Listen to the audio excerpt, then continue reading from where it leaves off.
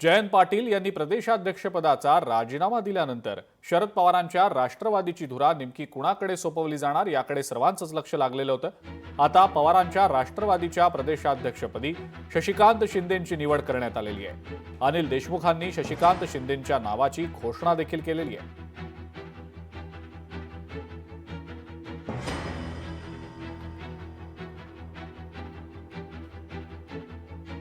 जयंत पाटील साहेब असतील, सुप्रियाताई असतील, सर्वांनी महाराष्ट्राच्या आलेल्या सर्व पदाधिकाऱ्यांनी मला महाराष्ट्र प्रदेश राष्ट्रवादी काँग्रेस शरद पवार गटांचा अध्यक्ष केल्याबद्दल मी मनापासून माझ्या पक्षाच्या सर्वांचा आभार व्यक्त करतो।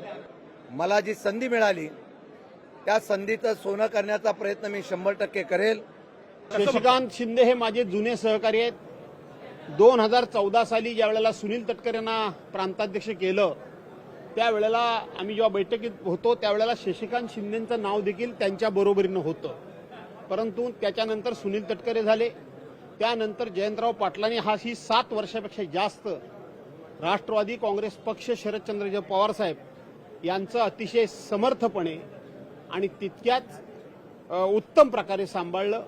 माझी खात्री आहे शशिकांत शिंदे देखील ते पद चांगलं सांभाळतील। पवार साहेबांच्या मार्गदर्शनाखाली माझे ते जुने सहकारी आहेत, मी त्यांना मनापासून शुभेच्छा देतो। लोकशाही मराठी ऐका, पहा, जागरूक रहा।